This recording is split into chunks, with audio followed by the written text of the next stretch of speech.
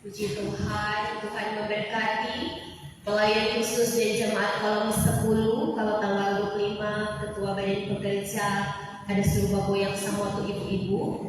Kali ini pendeta suruh bagoyang ada 2 oma. Jadi dinikmati pujiannya. Ada sehat-sehat jemaat Tuhan. Ada semangat. Ada sukacita. Coba senyum. Harga di kiri kanan, kasih tersenyum. Iya, opa dengan opa John dengan opa Osda, aku harga opa pendeta damai di hati. Damai di hati. Ingatlah akan kasih Tuhan Allah dan hati-hatilah memasuki tahun yang baru. 2 kata perintah, ingatlah dan hati-hatilah. 2 kata perintah ini menunjuk kepada 3 panca indera dan organ tubuh kita, yaitu otak, batinga, mata dan hati, untuk kita berhati-hati.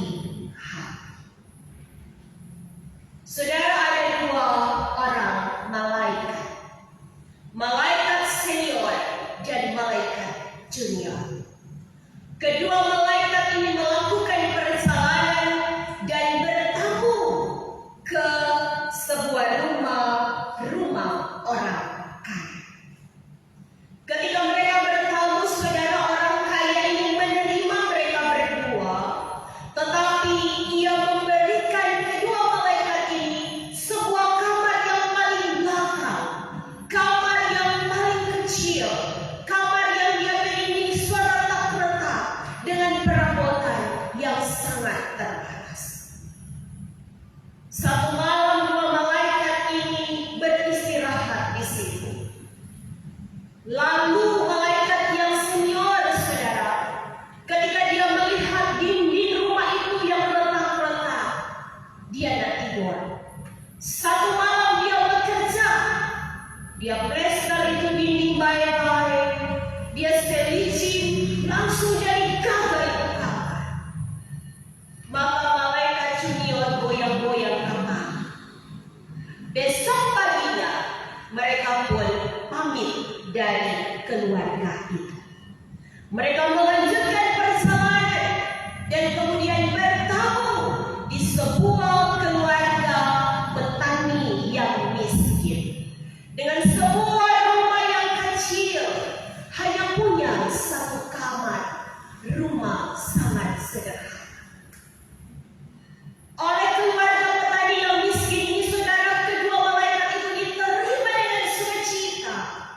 Dan petani berkata, untuk malam ini saya, istri dan anakku tidur di luar, di ruang tamu. Biarlah kedua tamu ini tidur di kamar kami. Saudaraku, kedua malaikat ini tidur dengan nyenyak. Tetapi ketika subuh, ia dikejutkan. Mereka dibangunkan oleh karena petani dan istrinya ini menangis sangat sedih. Saudara, mengapa mereka menangis? Sebab mereka hanya punya 1 harta yang berharga, yaitu seekor sapi yang selalu dipakai untuk membajak orang pesta. Dan sapi itu ternyata ditemukan telah mati. Apa yang dilakukan oleh kedua malaikat itu, saudara? Tidak melakukan apa-apa. Mereka pun berpamitan meninggalkan keluarga petani miskin yang sedih ini karena kehilangan satu-satu harta mereka yang berharga, dan mereka pun melanjutkan perjalanan. Saudaraku, di dalam perjalanan ini malaikat junior pun bertanya. Ia bertanya kepada malaikat senior, "Bos, kiapa bos baginya? Pak orang kaya yang neto-neto konsudu, dia dapat begitu, dia menerima orang yang tulus.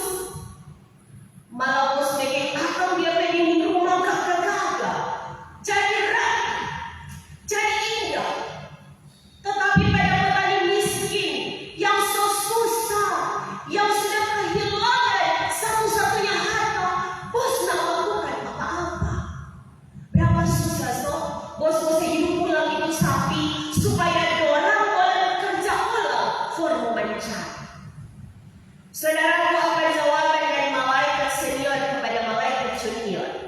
Dia berkata,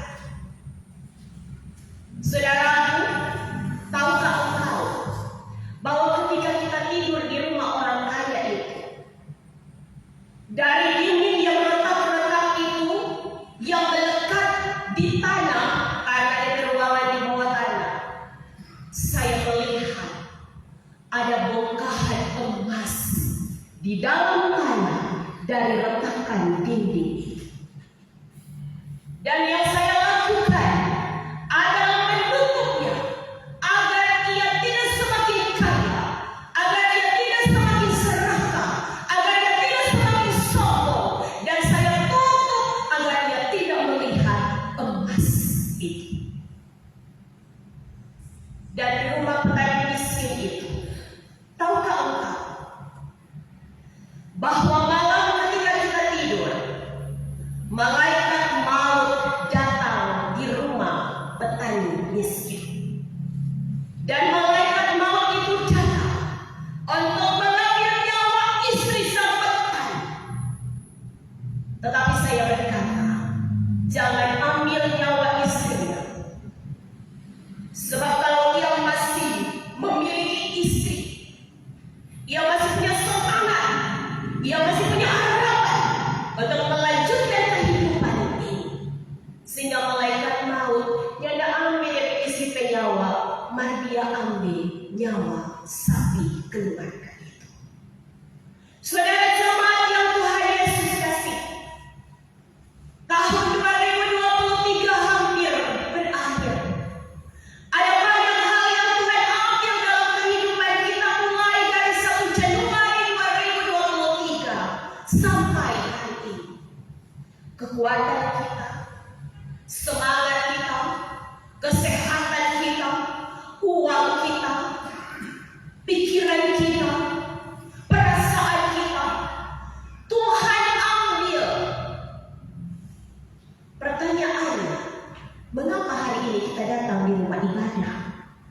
Mengapa kita masih tetap setia dalam panggilan pelayanan untuk menyembah Tuhan Allah yang besar itu?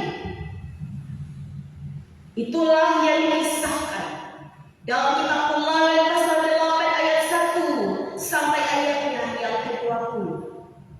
Ketika firman Tuhan ini diawali dengan kata, bersyukur kepada Allah karena kebaikannya.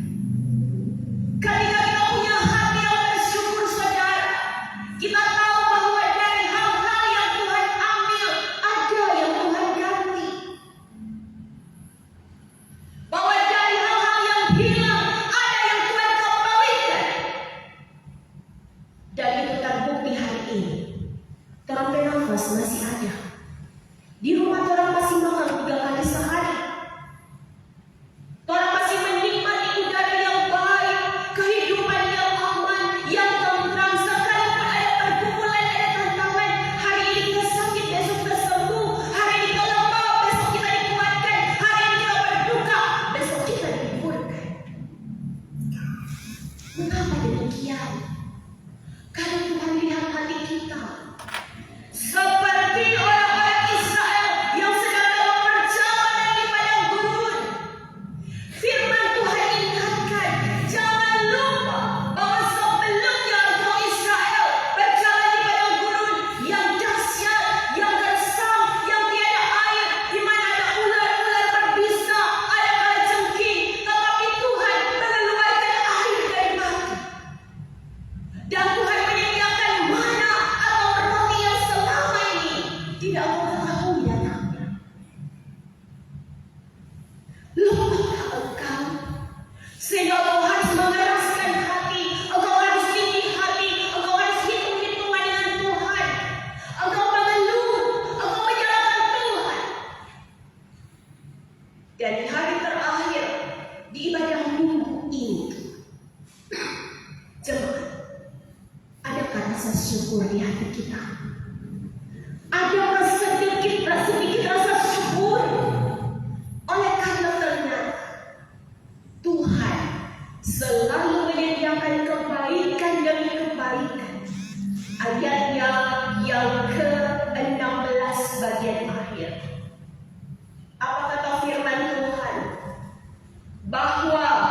supaya direndahkannya hatimu, dan supaya engkau direndahkan dengan pergumulan, dengan tantangan, dengan sakit penyakit, dicobai engkau, diuji engkau. Dan ayat 16 bagian akhir katakan, hanya untuk berbuat baik kepadamu pada akhirnya. Maka hari ini saudara, belajar dari ilustrasi tadi, terlebih belajar dari pengalaman perjalanan iman orang-orang Israel. Ingat bahwa Tuhan yang kita sembah, Ia selalu ada. Ia tidak pernah pergi. Ia menjaga kita, Ia menuntun kita, Ia pegang tangan kita, bahkan sampai di akhir tahun sebentar, dan kita tiba di tahun yang baru. Tuhan selalu memperhadapkan kepada kita dua pilihan, mau diberkati atau dikutuk. Mau diberkati, pakailah otakmu untuk mengingat dan tidak lupa semua perbuatan-perbuatan Tuhan. Pakailah matamu, pakailah hatimu, untuk kemudian melangkahkan kaki di tahun yang baru dengan hati-hati.